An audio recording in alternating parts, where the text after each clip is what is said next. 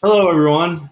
We're about to kick off. I think we are at time here, and we're extremely excited to have Gerard here from HighSpot. Really quickly from me, my name is Patrick McDonnell. I head up BD and Corp Dev here at Clary, so responsible for our partnerships along with sort of our inorganic growth strategies. Um, let's pass it over to Gerard. He'll talk a little bit about himself, and then we're going to talk about how we can get marketing and sales on the same page in order to win some deals. All right, awesome. Thank you, Patrick. Thank you, everybody, for joining. My name is Gerard Green. I'm the Vice President of Product and Customer Marketing at HighSpot. Been with HighSpot for 5 months, but in the product marketing space for the last 7 with stints at Aptio and Sharewell, and prior to that, a long stint partner. So very passionate about the space and passionate about the conversation we're going to have in just a short while. Fantastic. Well, I will start sharing screen and we'll dive into slides. What's so interesting about what both HighSpot and Clary are really trying to do is we're trying to help sales and marketing, customer success drive their most important initiatives all the way from the boardroom to the front line. And I think that Clary and HighSpot really take complementary views of how they can help you do that. And so we're going to talk about, what HighSpot is saying, and then and Gerard will really take the lead, but I'll sprinkle some other bits in. We also want to make sure that we're answering any of your questions. Please put them in the chat. We'll leave some time for Q&A at the end. So now that is done, let me actually launch into the slides. So give me 2 seconds to make it happen. And here we go. Can you see my screen? Indeed, we can. Fantastic. So the title of the session is Getting Sales and Marketing on the Same Page to Win Larger Deals Faster. And we will hop to the next slide. All right, perfect. Thank you, Patrick. And like you said, we talk to a lot of the same folks, and we have a similar mission. And Clary, HighSpot speak a lot of the same language. And I think in that context, you guys see the same thing we do, which is that in most organizations, there are sales leaders, sales managers who recognize that too many sales reps are underperforming. And it's pretty obvious when it happens, but what's less obvious is, okay, what do you actually go do about reps who are underperforming? And if you go to the next slide, we talk to sales leaders about the notion of consistent performance. And if you think about the percent of your sellers by quota attainment, in most organizations, you'll find that you'll have a concentration of reps who are driving the majority of your quota. So you can put this in some form of a Pareto Principle. You may say that 80% of your quota comes from 20% of your reps, and how you balance that can get pretty interesting. And when we talk to sales leaders, they have different interpretations of this. The easiest way to do it is just think about, on your sales team, what are the number of reps who are at or above quota? And that percentage might be something you call the participation rate. You might measure that and see a range between 35, 40, 50% on the really high end. But it's what you do about it that gets really interesting. It's problematic for a lot of sales leaders because, as you guys know, it's probably advantageous to keep some of the poor performers because 50% of quota is better than 0% of quota, right? And so a lot of times the sales leader may be incentivized to keep some of the poor performers around because, again, having 50% of a quota is better than having no quota at all. And this works no matter which way you look at it. Patrick, if you go to the next slide, you might look at this by all up quota. You might look at this by first year quota attainment. If you go to the next slide, you might look at it as quota attainment by product. No matter which way you look at it, it's a problem just the same. And so one of the things we think about is, okay, well, if the sellers have the same access to the materials, product, all things being equal around, those elements, the messaging, the positioning, the way in which they show up for meetings, they have all the tools in the world at their disposal. What's the difference between the reps who are performing and the reps who aren't? And if you advance this slide, Patrick, you'll see just the quick build I did. Yeah. Which organization you believe is better strategically positioned to consistently execute? So again, if you think about why some reps are performing at a higher clip than others, yeah, it may be things like tenure, it may be experience, but that's what your sales managers, that's what your sales coaching's for. And this is why we see such an emphasis on the sales enablement world. If you go to the next slide, Patrick, I am just kind of enamored with the way in which we see this play out.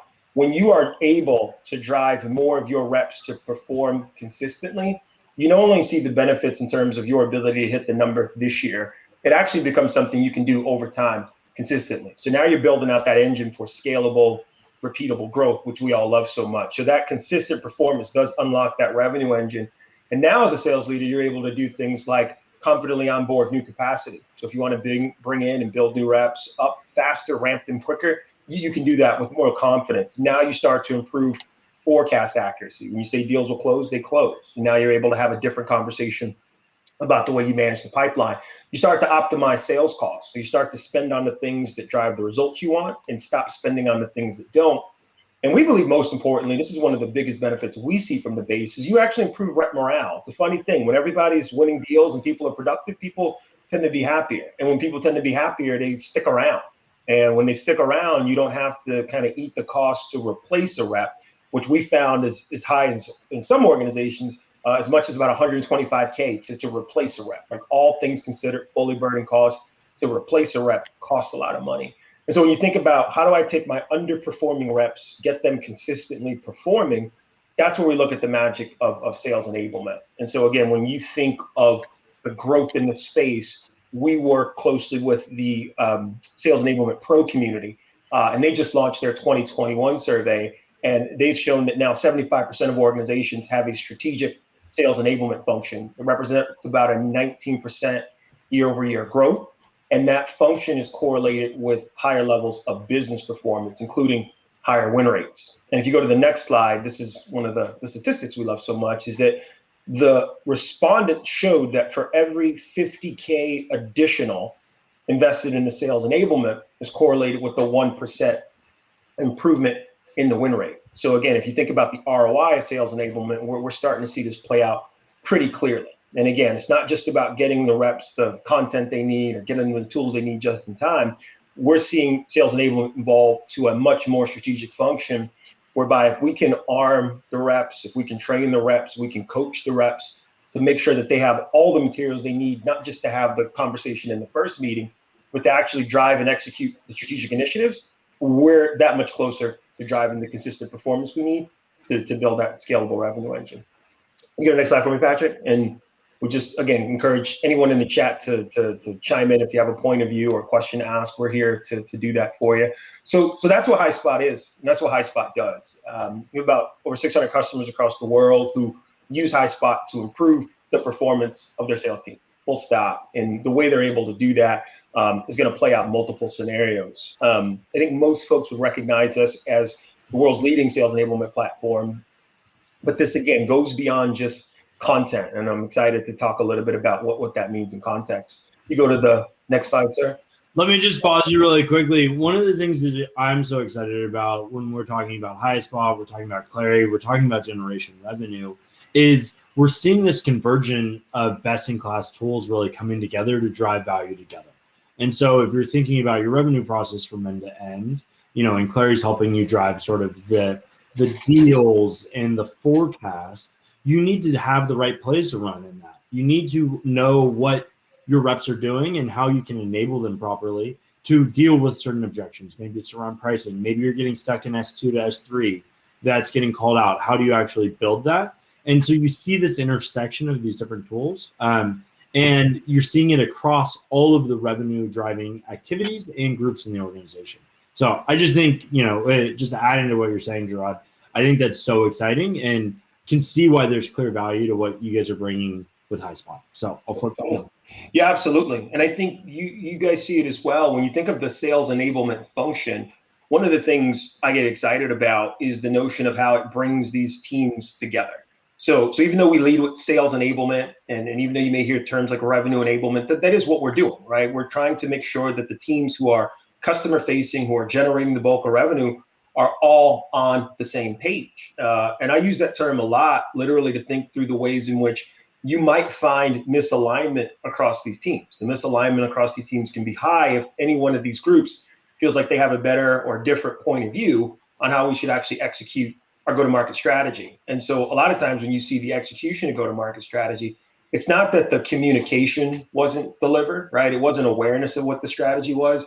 It was specifically, what's the action you need me to take in marketing, in sales, in services to execute what that strategic initiative looks like. So we'll play this out in real time, and you guys can see marketing has a campaign that they want to launch, or marketing has a product launch that they want to drive. And those things require the delivery of the content that the reps need.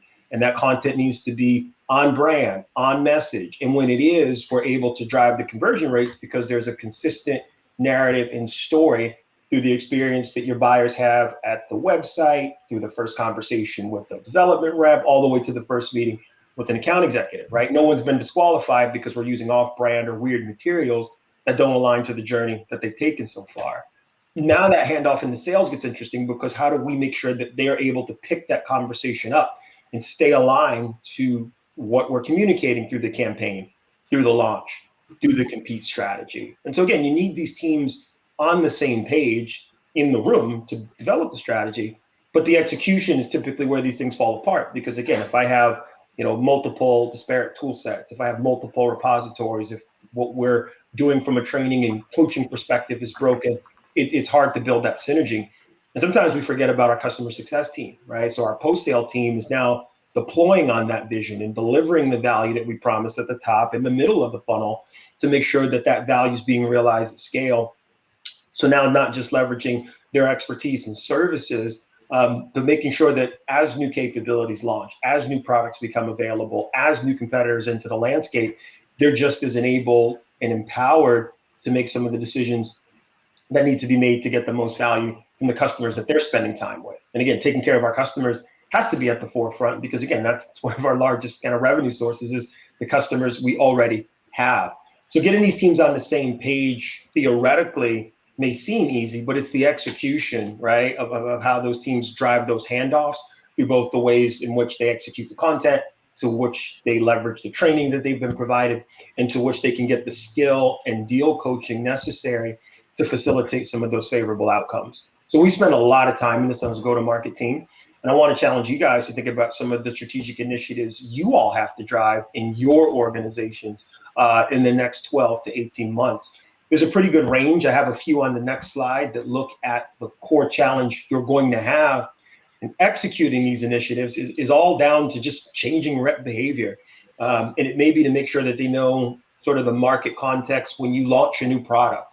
About 60% of our customers set up plays in HighSpot to specifically support product launch, particularly when they're tech companies and the release velocity increases. How do we bring those new products that product and engineering's worked so hard to bring to market to maximize the impact to not just the market we want to move, but to the value we want to deliver to customers? You may be expanding globally. You may be going into new regions, new geographies. You may have new sellers, new partners, right? An indirect channel to tell the value story and provide the products you provide at the same clip and level as your most seasoned and tenured reps. What's that going to look like? How do you make sure that they're equipped and trained and coached to provide that value? You may be launching or reinforcing a sales methodology, whether it's Sandler, Challenger, or Force Management. You constantly have to make sure that those skills are being applied in real time. If you're onboarding new reps, you want to make sure that they're following those plays as well. You may be supporting a merger and acquisition. Two companies now come together. They literally have to get on the same page with regards to the plays and playbooks that they need to execute to be successful. And you certainly may be working to do better competitive dispositioning. Competitive plays are probably about 50% of what our base is set up for. And so we're seeing them develop specific and unique takeout disposition plays against an ever expanding landscape where the customer demand gets higher and the barriers to entry get lower. So this is by no means an exhaustive list, but when you think about these as strategic initiatives that all require the documentation of plays and playbooks that need to be executed, practice and structured in an environment that's safe and scaled, and then coached in real time to provide feedback to reinforce those winning behaviors, it's really where sales enablement and this discipline really starts to light up. Quick question for you before we move on. I would think that all of these trends were happening and then COVID hit and there's been a real acceleration, especially with getting people on the same page and enabling reps in an all digital environment. Can you talk about some of the learnings that you guys have experienced and best practices that you've seen now that we're all digital first? Yeah, absolutely. I think the one sort of macro trend was that organizations that already had sales enablement in place were able to deal with the impact of change a lot faster than organizations who weren't. So if I already had a sound sales enablement platform, if I already was moving towards the model of a kind of a digital first way to make sure my reps had everything they needed to be successful, the pandemic was almost an accelerator, and in some cases, a validation of why you made the investment in sales enablement in the first place. You certainly saw organizations who weren't there scramble to get there quickly. So there was certainly a compelling event to make sure everybody was on the same page, and sales enablement tools kind of played a key role in being able to drive that. Patrick, I think more specifically, we found that it's not necessary to physically be with people you're having meetings with. So it created a lot more time, and I'm sure we all felt this. It created a lot more time to drive training, to drive certification, to kind of hone the craft. And at least that was the mindset from sales managers that said, well, if you're not on planes and you're not, sort of traveling across the world anymore, let's use this time to get really deep on our vertical strategy, or let's use this time to get deep on our dispositioning, or let's use this time to get deep on negotiation or other forms of training. So certainly some catalysts we had at our advantage, but certainly organizations who were already poised to deliver on that promise of a sort of scaled virtual sales enablement motion were able to take advantage of it sooner than organizations who weren't. Yeah, that makes a lot of sense. And one of the trends that we've really seen is that visibility that you had when you were all in the office of, oh, hey, lean over, talk to someone. You need to have new systems to deal with that now. And Clarity is one of those systems that we've really seen where the activity is getting tracked, whether your reps are sort of sitting on the couch or whether they're putting in the calls. Right. I would think that, with the HighSpot-like solution, you're also seeing, are they engaging with the content? Should we make more content like this? Or, should product marketing be shifting towards the content that's also being used? So that feedback loop, I would think, would be really crucial as we deal with this new frontier of sales, marketing, go-to-market in general. 100%. And we speak to that on the next slide. So again, one of the things in a recent survey we just conducted with our base of, well, not a base, but of the respondents, just over 200, was just asking, hey, over the last year, what have been some of the initiatives you've launched? And what have been some of the outcomes of those initiatives? What have been some of the challenges? And the results were incredible. So again, being able to equip the sellers with the right content for every stage of the journey, we saw that our customers saw an increase in content adoption. So for the content we needed them to drive, for the content we needed them to leverage, for the content that moved the needle, to your point, Patrick, how do we get that to them at the right moment for them to leverage it appropriately? On average, our customers saw a 5x increase in the adoption of that content. Sales play adoption was another area. If we were able to structure a play, right, that provided you with the resources to know what to know, what to say, what to show, what to do in every situation, the leverage of that play and that structure went up about 3x. And all up, we saw that our customers drove about a 19% increase in quota attainment. So again, just being able to get on the same page is paid dividends for our customers. With regards to that practice and training structure, a 7x increase in training adoption. I personally was at an organization that used HighSpot. We drove 4 sales certifications in 2020. We did all that through HighSpot, and it was done because we needed to move fast to solve the needs of the challenges of our customers. So we saw an uptick in training adoption. We also saw it across the base.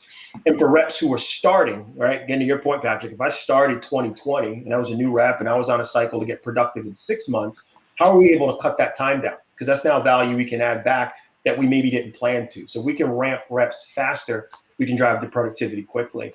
And then that notion of coaching to reinforce winning behaviors, we've certainly seen an explosion of the ways in which sales managers want to create more time to drive effective coaching.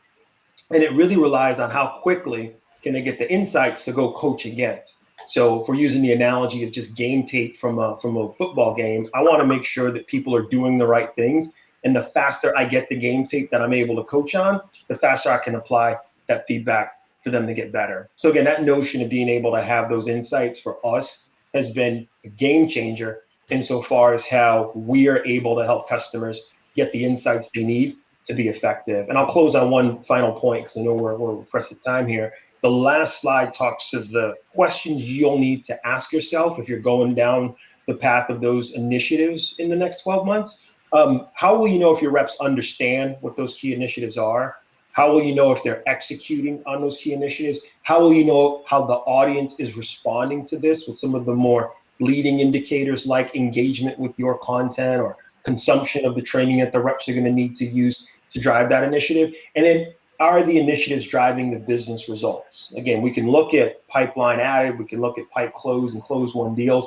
Sometimes that's too late. How do we look at things in the moment to know whether or not the initiatives that we've drawn and the plays that we've drawn are being executed to drive the results, so that we can optimize it faster? And these are the insights we're really excited to be able to serve to customers. And we know with the combination of what they get from Clary in terms of accurate forecasting and the data they need to map those two worlds together, there's really nothing sales leaders can't solve for. So we're excited about the future.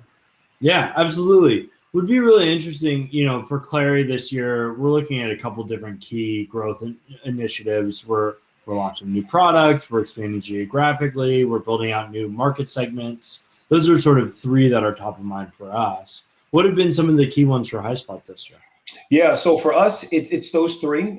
We have several launches this year that we're really excited about. We're in a pretty competitive space. There's a lot of solutions out there who raise their hand on sales enablement use cases, so that's a good one.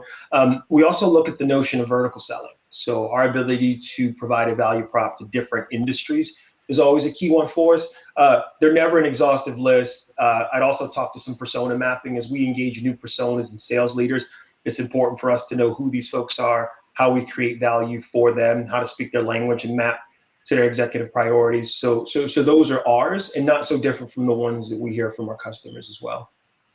Yeah, that makes a lot of sense. Well, if anyone has any questions, we have about 7 minutes left. Please feel free. I have a couple that I was thinking about. One of the key ones for me was really, as a product marketer, how are you thinking about directly aligning sort of with the sales team? And then how do you balance sort of like, hey, we got a lot of one-off pieces of collateral that we want versus templatizing? How do you build that cadence to be most interlinked between the two groups? Yeah, my buddy Jordan Zorns is on this call. I see him. Hey, Jordan, and he'll tell you that one of the things we were able to do from a product market standpoint, when we were at Apptio together, was content's never created in a vacuum. I think one of the challenges product marketing runs into is, sometimes they can into a mountain, they can create content that they think is just incredible, and it's got all the value props and all the quantified outcomes and all the use cases that you think are great, and then they don't land with the field, and there's immediate frustration. Well, why is that? Well, because we haven't kind of co-created that together. There should be kind of this unifying kind of force called the buyer that you orient everything around. And so one of the things we've done at HighSpot is think about, hey, what's the kind of content buyers need to answer some of the key questions they have top of mind? And I think that's allowed us to get out of the conversation of, you haven't used my brochure, you haven't used my white paper, you haven't used this data sheet, into, I need more of this, right? I need more of the things that my buyers find impactful and insightful, so that I can accelerate my sales cycle. And when you have those real-time feedback loops in the product that show you, these are the pieces of content that are not resonating, not landing, not getting high pitch to engagement ratio, it immediately tells you as a product marketer where to focus some of your energy and effort. And if you find common patterns and trends amongst the content that is moving the needle, it's a pretty clear signal to create more things like that. So it's been a great feedback loop and a great partnership to co-create some of this content and not do it in a vacuum where it's very product marketing and market speak, and more around what the buyer needs to make informed decisions quickly, so that sellers can convert larger deals faster. Yep, that makes a lot of sense. And then the other is, you're talking about a lot of what we call SGIs, what you're saying are sort of the strategic initiatives. But there can tend to be sort of a, hey, we want to do everything at once attitude at technology companies. And so how do you think about that prioritization and that communication to the field? And then how does that sort of all the way get operationalized with HighSpot over time? Yeah, that's a great question. So let's put it in the context of something like a product launch. We can sit down and we can build the best project plan to say, we're going to do a launch event. These are the timeframes. These are the goals. These are objectives. From the minute we kick that launch event off to the moment that launch event happens, it's not as if our competitors sit still. It's not as if they're waiting around for our launch event to figure out what they're going to do. It's not as if our buyers are waiting for our launch event to make a decision on whether or not they want to buy our product. There's so many moving pieces that are happening between the time you plan on doing something and the time you actually do it. And so the notion of being iterative in our process is really important, to say, hey, we're going to get out to market fast. We're going to get out. We're going to learn as we go.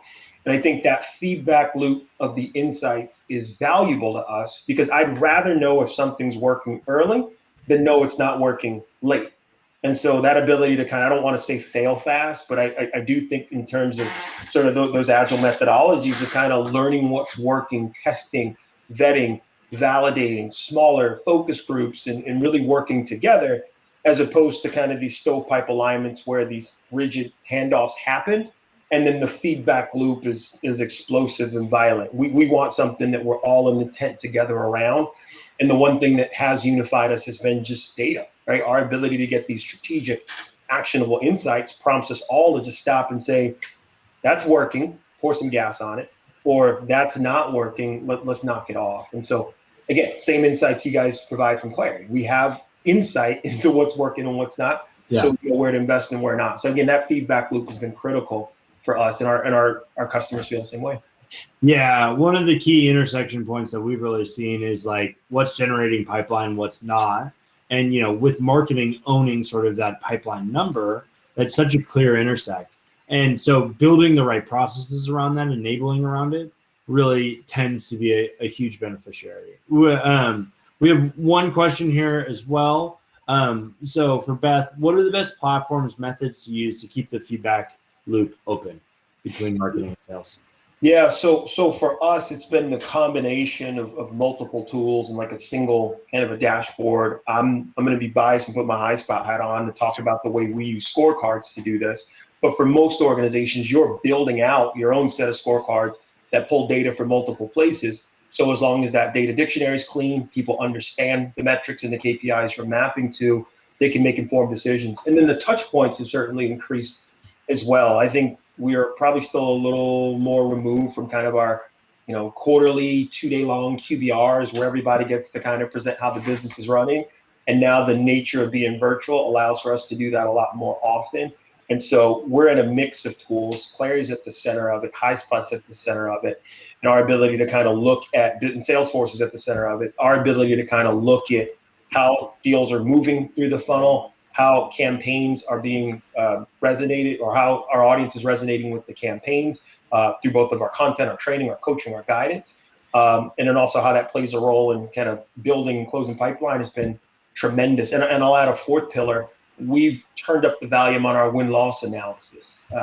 Win-loss is a function that product marketing can own, can be that thing that unifies those groups. Marketing wants to know, hey, how do we get this opportunity to begin with?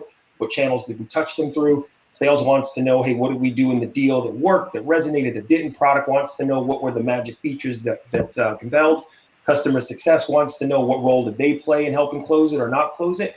And you as a product marketer have that information to be able to air traffic control on how we do this better if these are the things we do to win, and how we stop doing these things if these are the things to lose. So we use a combination of those platforms to tell those stories and arrive at those decisions. Perfect. I think we got time for one more question. Arthur just asked, should RevOps report into the CMO, CRO, the CSO, or maybe should it report elsewhere? I can quickly say, generally, we see it reporting into the CRO. It's been sort of the theme that we've seen in terms of connecting, all the revenue sources to that central revenue hub. But I do think there is an argument to say maybe it reports into the COO if it's really getting centralized. Or I haven't seen it the CMO, Gerard. I don't know if you have. No, I've seen kind of the sales ops role and the marketing ops role, and I've seen kind of the tension that can exist between those. Not at HighSpot.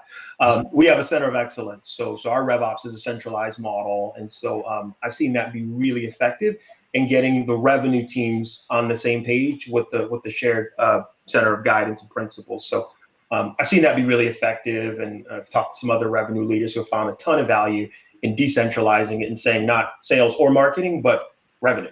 So good a key catalyst.